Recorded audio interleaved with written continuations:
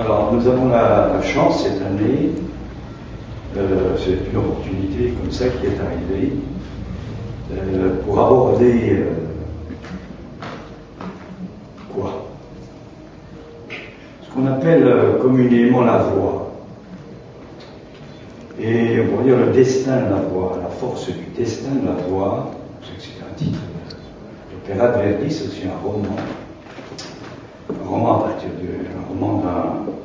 d'un aristocrate espagnol, à partir duquel Verdi a fait son opéra. Nous avons la chance effectivement pour ceux qui sont intéressés, de pouvoir entendre la saison 2009-2010 au Metropolitan Opera de New York. Il suffit pour ça d'aller, selon le programme que je vous ai distribué, d'aller dans le cinéma Gaumont, et en direct, on a les opéras. Alors, nous avons la chance, pourquoi? Ça a commencé samedi dernier, c'est intéressant parce que c'était Tosca, Puccini. C'est intéressant parce que ça va nous permettre un petit peu de parler de ce que c'est que le brillant de la voix. Par exemple, samedi, il y a un ténor qui, quand il arrivait au niveau du sol, l'âme perdait de son brillant, la voix devenait plus blanche. C'est important. Alors moi, je suis très sensible à ça. Pourquoi? Parce que c'est dans mon expérience véritablement actuellement. Et ça pose la question de ce que transmet la voix par ce brillant. Donc c'est quelque chose du côté de l'expérience. Le brillant est bien sûr lié aux harmoniques. Et vous allez voir que ça va nous interroger sur où se fait le brillant. Ça se fait pas au niveau des cordes vocales, comme on dit habituellement. Pas du tout. Les cordes vocales font une espèce de magma, une espèce de murmure, de son. Et c'est par là que ça se fait. Ça se fait à partir au niveau du palais dur, strié. Pour comprendre ça, prenez une balle, vous la laissez tomber sur du sable, c'est le palais mou, vous allez voir qu'elle ne baisse pas. Vous la faites rebondir sur du béton, sur du parquet, vous l'autre vaisseau. Mais c'est ça qu'il faut pour arriver à faire ce brillant des harmoniques. Il faut une partie de la bouche, du palais très particulière, et toute la technique consiste justement à développer, à créer cette technique, et ça se fait par des années et des années de travail au niveau des vocalises, au niveau des voyelles. Alors, je dis ça comme ça en introduction. Ma voix est un peu particulière ce soir, elle sera à chaque fois comme ça, parce que le mardi, je fais 2h30 à 3h de chant, de chant lyrique, d'entraînement, on pourrait dire, un peu comme un sportif qui freine. Et il se trouve que c'est comme ça, je pense que c'est une heureuse fortune qu'elle soit comme ça, parce que justement, j'ai changé le jour, je ne pensais pas du tout à ça, puis en fait ça s'est articulé comme ça, parce que j'ai changé de professeur de chant, justement, parce que celui avec lequel je travaillais, justement, il y avait quelque chose qui n'allait pas. Il y avait un voile qui paraissait sur ma voix, parce que justement, cette dimension n'était pas prise en compte. Donc oui, je parle vraiment de quelque chose qui est apparu cette année dans mon périple, là. Et je vais parler, bien sûr, de ça, mais pas comme on parlerait, comme ça, un chanteur, simplement. D'ailleurs, les chanteurs, ils disent rien du tout là-dessus. Les chanteurs, ils chantent, ils disent rien. Mais comme peut en parler quelqu'un qui, de par son expérience, prend en compte ce quelque chose de particulier qui fait que, au début, il y a le langage. Voilà. Il n'y a pas les chromosomes. Au début, il y a le langage. Même s'il y a les chromosomes aussi. C'est pas ce versant-là que je suis. Et la question donc, vous voyez, d'emblée qui apparaît, c'est celle que j'ai posée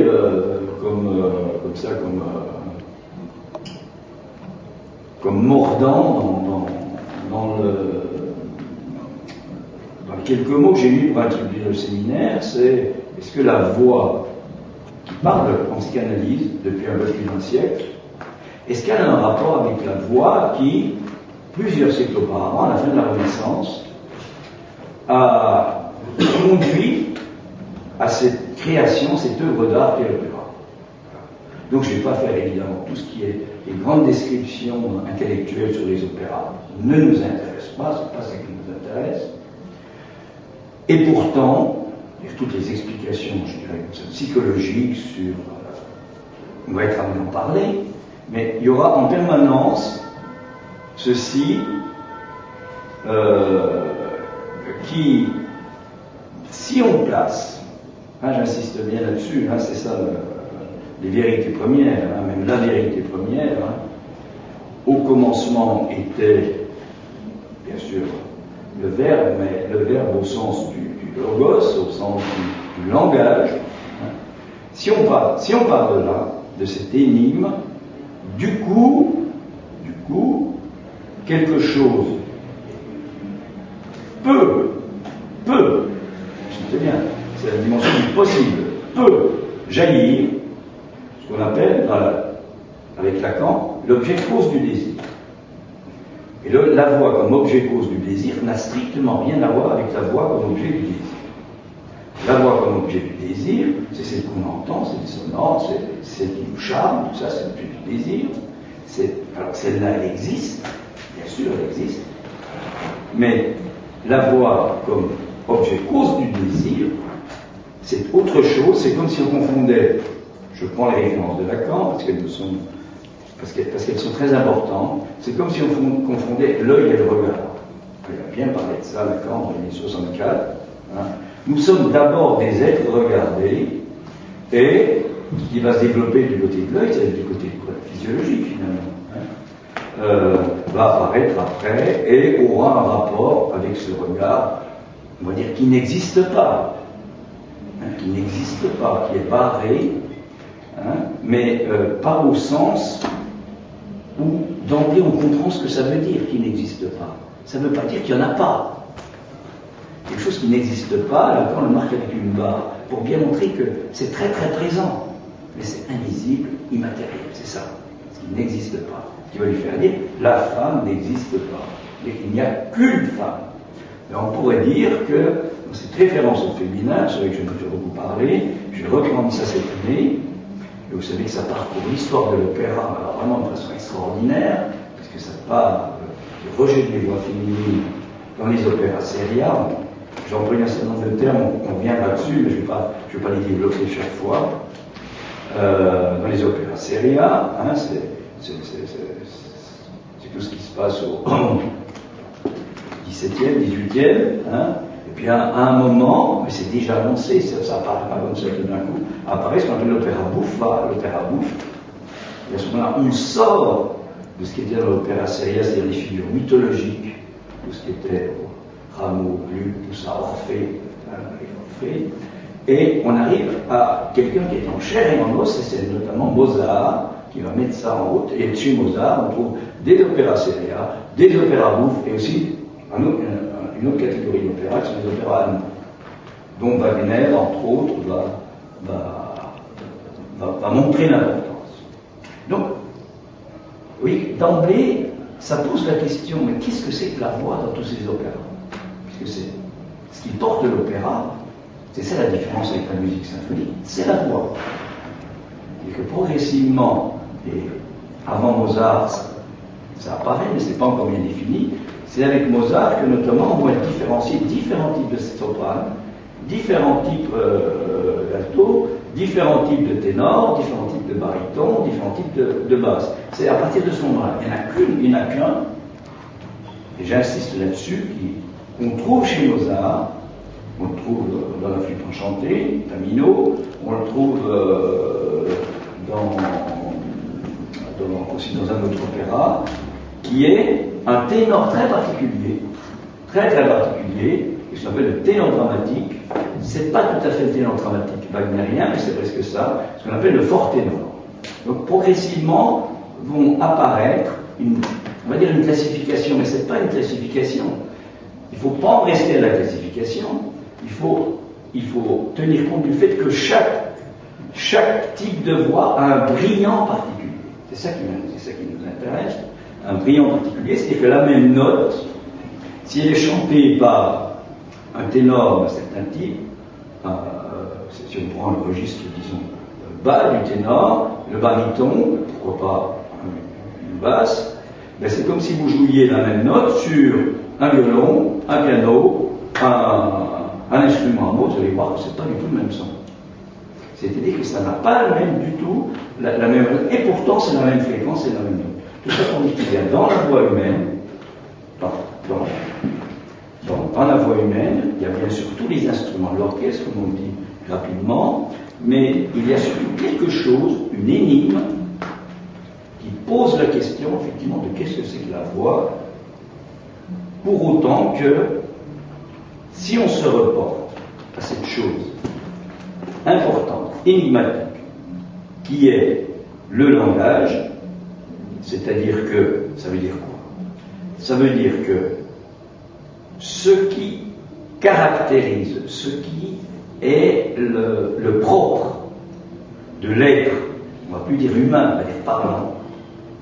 L'être humain, il suffit de voir ce que ça donne, l'humanitairerie de commande, comme il dit Lacan, tout ce qu'on fait au monde humanitaire, comme il dit, pour masquer nos exactions éventuellement, comme ça on est tranquille, on est tous pareils, il n'y en a pas qui ne le font pas, parce que c'est comme ça, mais l'être, pardon, c'est autre chose, c'est celui qui, du fait du langage, est dans une grande énigme, et c'est ça qui se passe dans la psychanalyse, du fait du langage, peut être affecté, lorsque le langage l'habite, lorsqu'il l'habite lui-même, peut être affecté par quelque chose qui va faire quoi?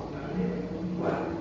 Qui va faire ce qu'on va appeler, non pas le corps, on le connaît, c'est anatomique, c'est tout ça, c'est la médecine, la psychologie, mais un corps. Qu'est-ce que c'est qu'un corps? Et là, je fais référence, je vais essayer de rapprocher la question de un corps de celui d'une voix. Donc, la force du destin, question, est-ce que ça ne pourrait pas être chez un être parlant, dans un tel, je ne parle pas des animaux, qui sont des êtres, on va dire, non parlants, qu'est-ce que serait chez un être parlant cette chose très particulière qui est, je ne sais pas comment il faut dire, peut-être pas dire naissance, mais l'avenir d'une voix. Une voix. Pour autant qu'il n'y a pas deux voix qui sont identiques. Comme il n'y a pas, en référence au langage, deux féminins identiques. C'est au un par un. Et ils ont entendu la même chose que le féminin, c'est pas l'état civil, évidemment, parce qu'autrement, si on se base sur l'état civil, on ne prend plus en compte du tout la dimension du langage, qui lui ne connaît absolument pas du tout l'état civil. Il n'en a rien à faire. Alors, rien du tout. Donc on en revient à cette question-là. Est-ce qu'il est possible de dire quelque chose qui soit un dire, justement, de l'être parlant, à partir du moment où on questionne à partir de ce quelque chose qui est en jeu dans le transfert et qui pourrait se dire de la façon suivante: dès que je parle, dès que je chante, je réponds, en fait, c'est ma responsabilité, je réponds à un appel d'une voix, une voix qui est la voix de personne. C'est-à-dire que ce n'est pas du côté du son et du sonore que ça se joue, ce serait du côté de ce trou, d'où, par exemple, le cri peut faire entendre le silence. J'en ai parlé un jour. Et comment articuler ça avec ce quelque chose qui est ce qui s'entend, et non pas ce qui se pense et ce qui se comprend, puisque dès qu'on le pense et qu'on le comprend, on rabat le signifiant sur l'effet de signifiant, c'est l'effet de signifiant, on rabat le signifiant, ce qui s'entend, sur l'effet de signifiant, c'est-à-dire le signifié, et qu'on ne prend plus en compte le signifiant, dimension signifiant. Et du coup, il faut le dire, parce que ça n'est jamais dit, du coup, toutes les références que sont l'objet à cause du désir sont balayées. À partir du moment où on est dans le signifié, on peut construire dans la pensée tout ce qu'on voudra, on n'est plus dans l'objet cause du désir, on est dans l'objet du désir. J'insiste parce que c'est une confusion qui règne chez la plupart des psychanalystes. Et je pense que si je dis ça, c'est parce que j'ai une expérience de plus en plus importante de celle dont j'essaie de vous parler, c'est-à-dire de ce qui se passe par là, je ne sais pas où, dans un corps, je ne dis pas que dans le corps, mais dans un corps particulier, qui accepte de se soumettre à quoi? À ce qui est dans le langage, c'est ça les voyelles, signifiance, c'est ça. Et comment il est possible d'être dans une certaine docilité à ce qu'apporte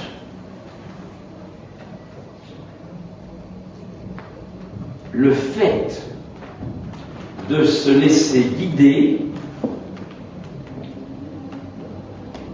parce qu'il peut tout à coup jaillir, ce que j'ai appelé tout à l'heure le brillant de la voix, qui peut tout à coup jaillir selon telle ou telle personne, selon là où il en est dans son, on va dire comme ça, dans son registre, sa tessiture, notamment selon l'aigu particulier, au moment où quelque chose, on ne sait pas comment ça se fait, quelque chose fait jaillir ce brillant. Parce que bien sûr, on a eu l'idée il y a longtemps, il y a plus de 100 ans, puisque en plus c'est à la mode ça maintenant, c'est ça le discours scientifique.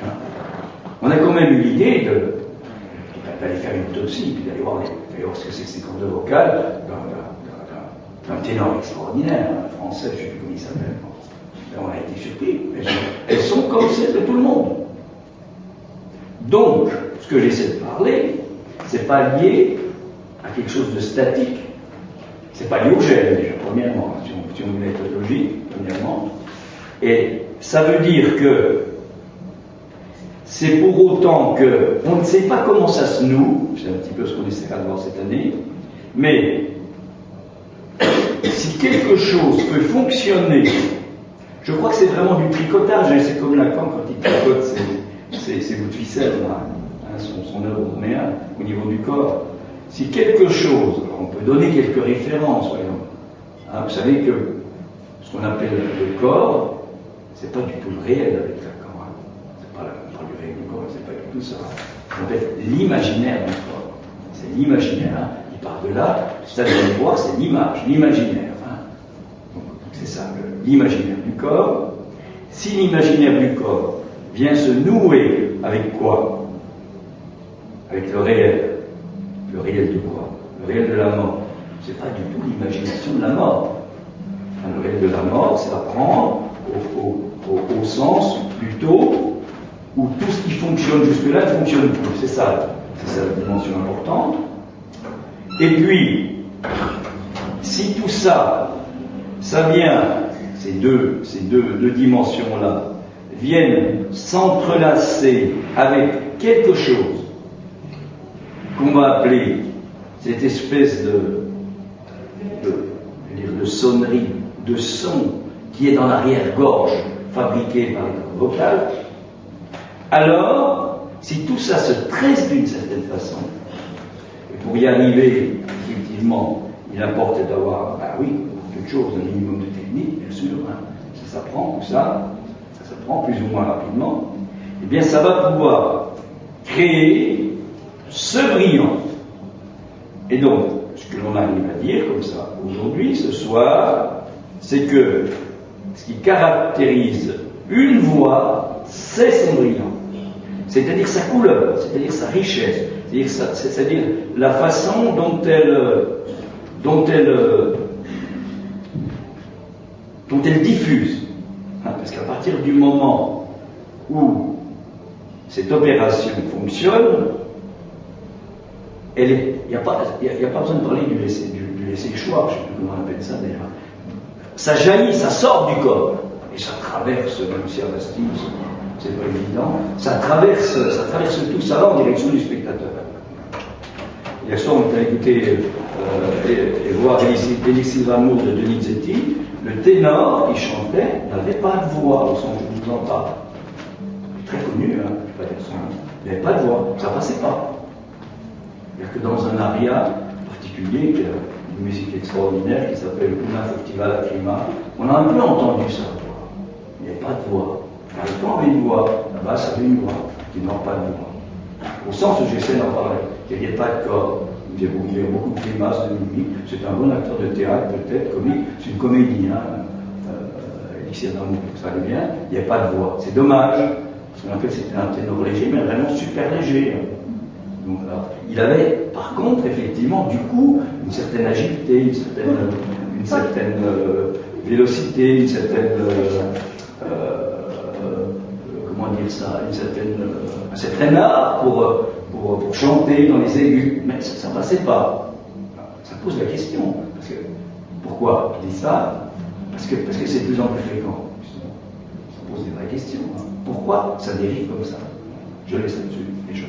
Il doit bien y avoir une raison. Le seul fait que ça dérive comme ça montre bien que tout le discours scientifique dans lequel on est pris ne prend plus en compte quelque chose qui est cette dimension du langage, qui est, je dirais, responsable d'un corps particulier qui a 100 ans, était d'une évidence en Italie, puisque la référence c'est l'Italie. On ne pouvait pas imaginer, il y a un certain nombre d'années, devenir chanteur d'opéra, donc bien sûr on va penser à Caruso et d'autres, sans la technique italienne. Mais la technique italienne, celle qui se transmet de maître à élève, pas celle qu'on dit qu'on transmet.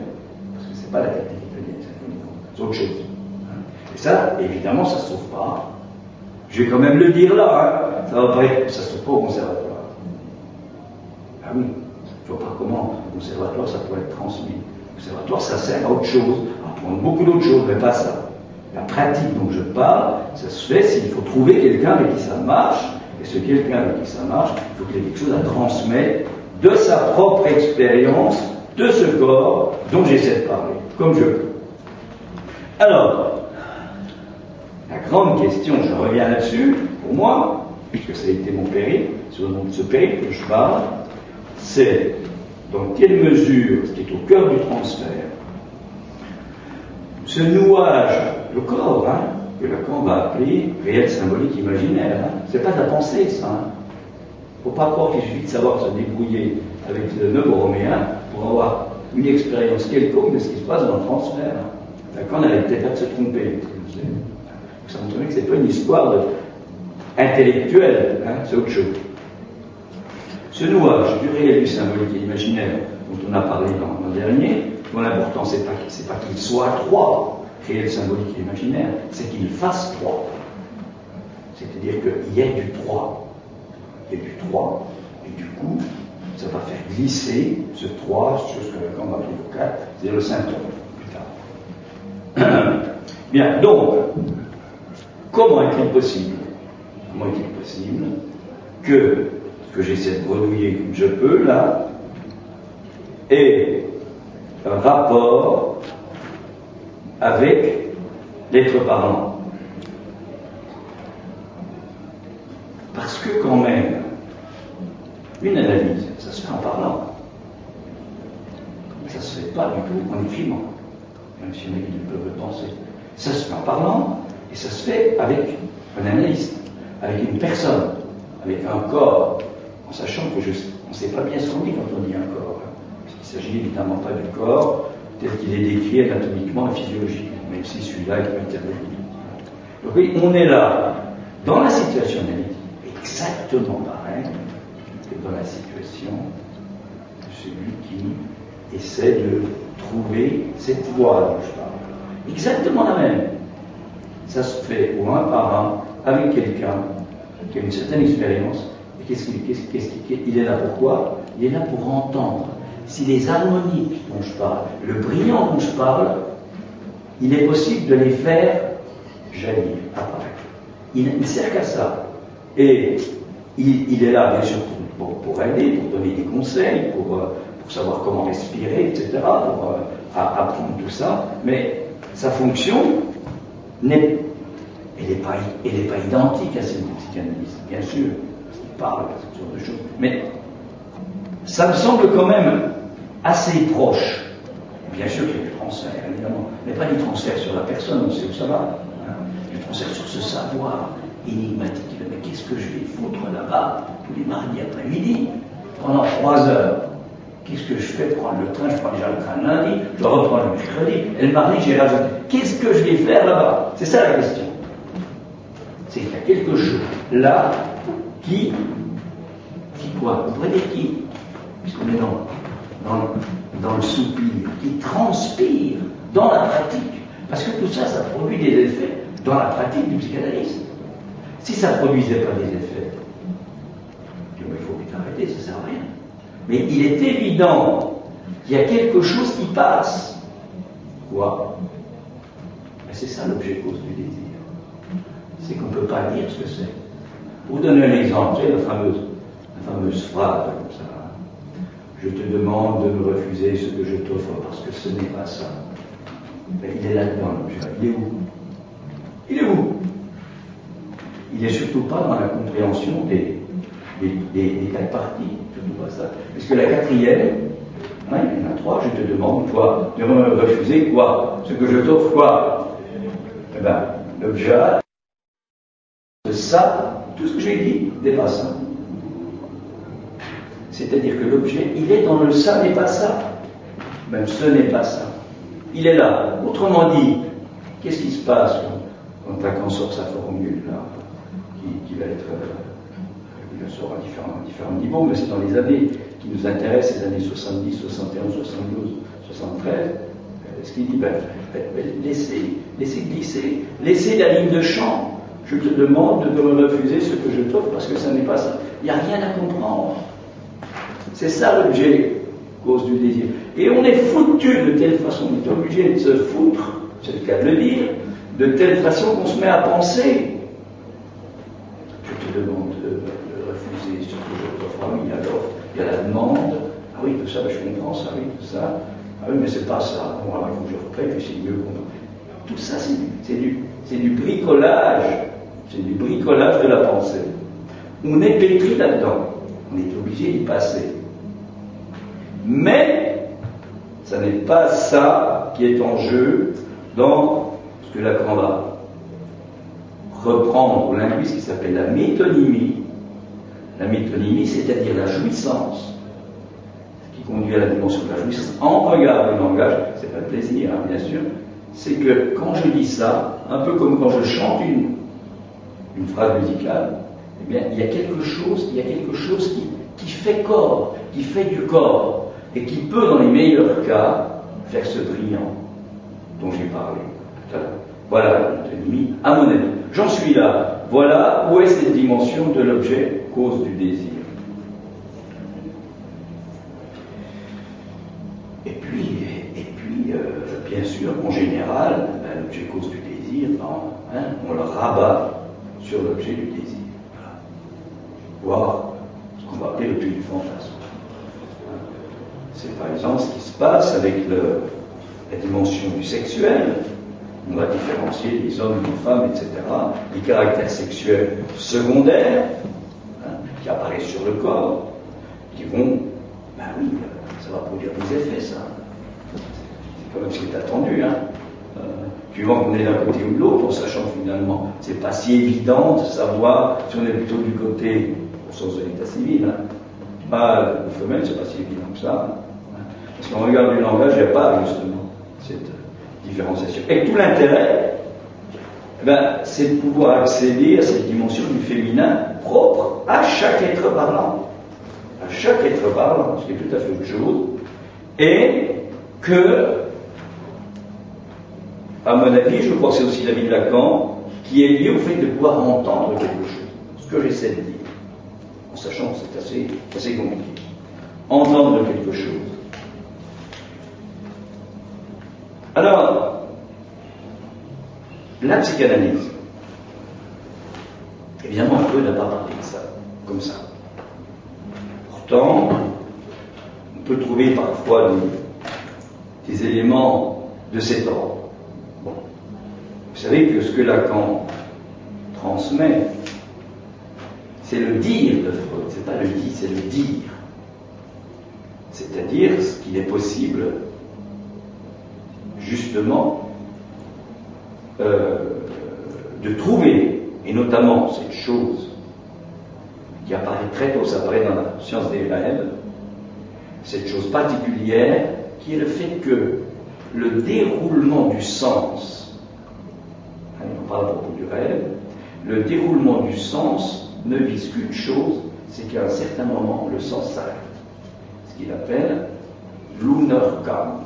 Il y a un point de non reconnu radical qui va rapprocher de l'Urvertrein, c'est-à-dire de refouler originel. C'est le réel. C'est le réel. Mais dès que je vous dis des choses comme ça,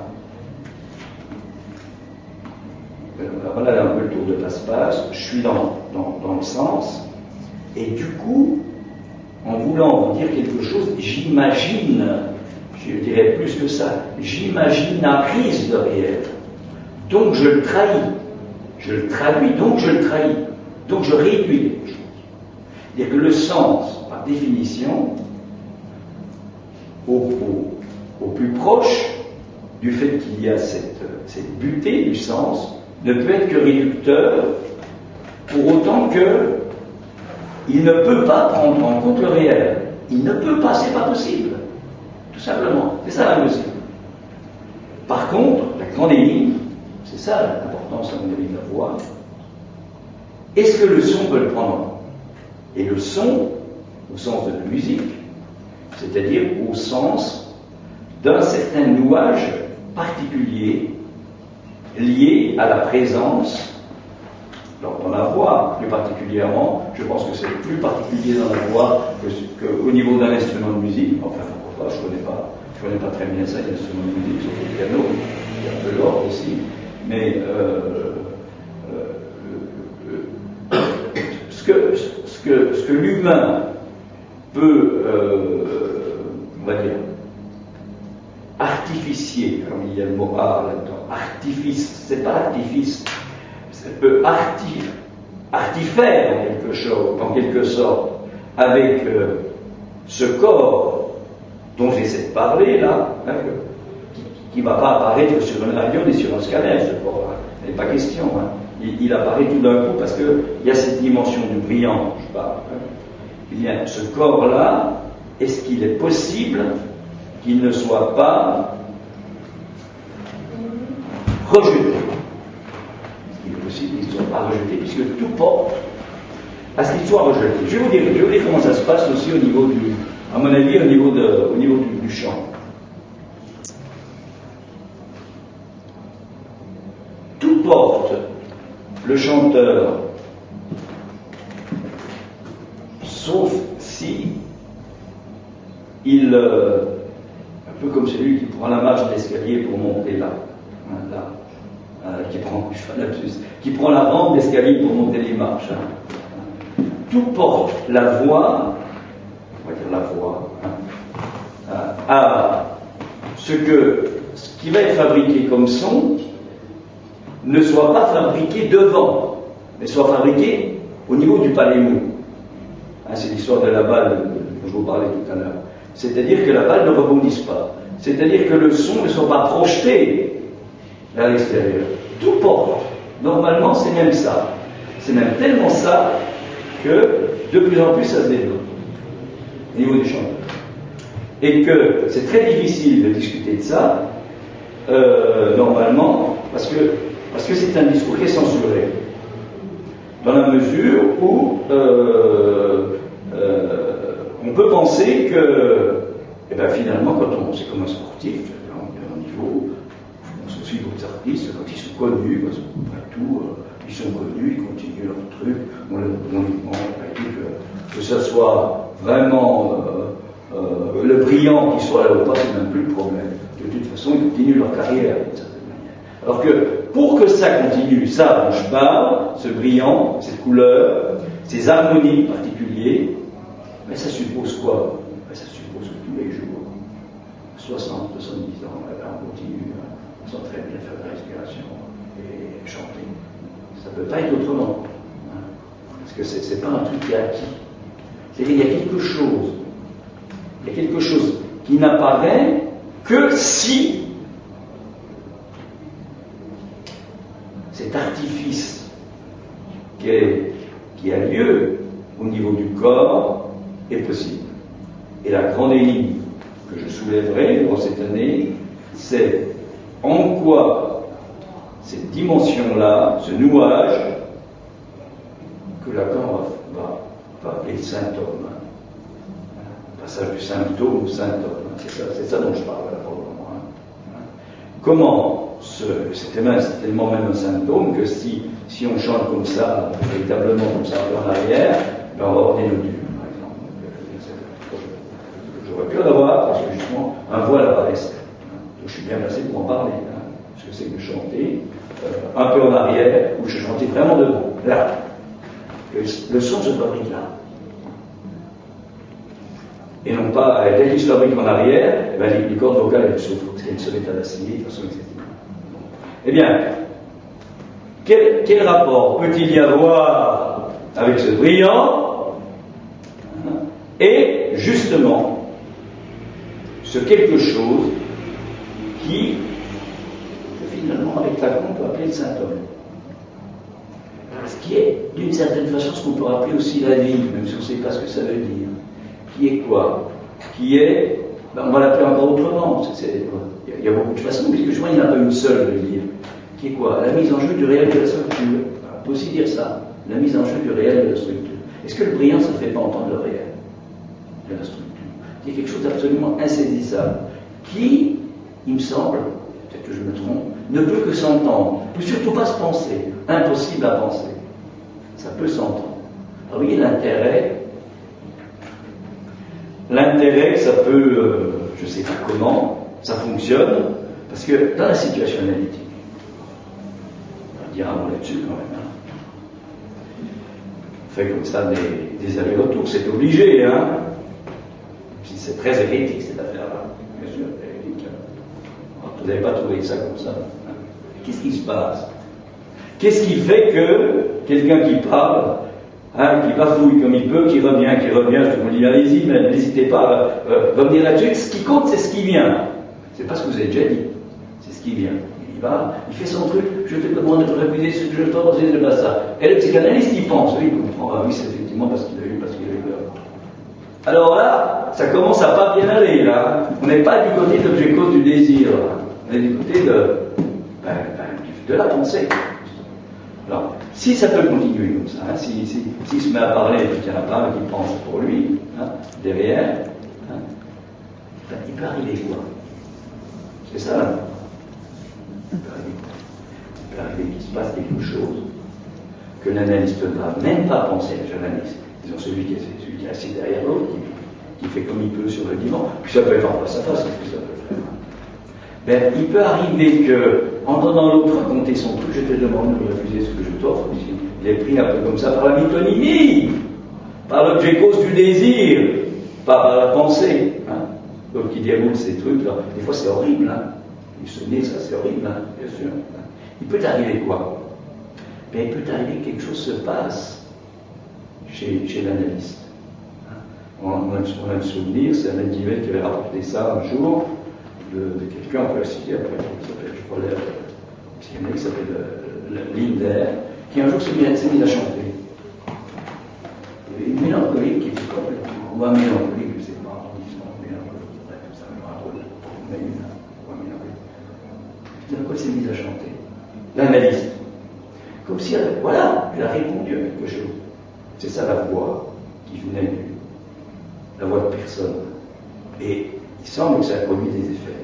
Ce que je veux dire par là, c'est que si l'analyste, lui, il n'est pas pris par le signifié, c'est-à-dire par ce qu'il entend, au sens du sens, par la direction du sens. Hein. Mais si il est dans ce qu'on appelle la référence signifiante, hein, la métonymie, comme ça. Hein.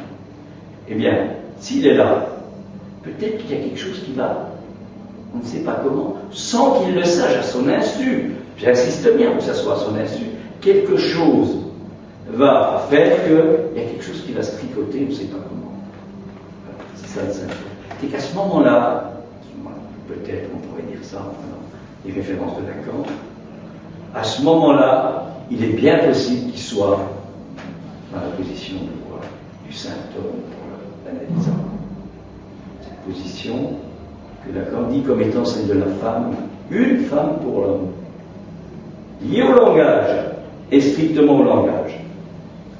Bon, ben, je pense que je vais m'arrêter là pour ce soir, et puis, si vous voulez, on pourra un peu discuter de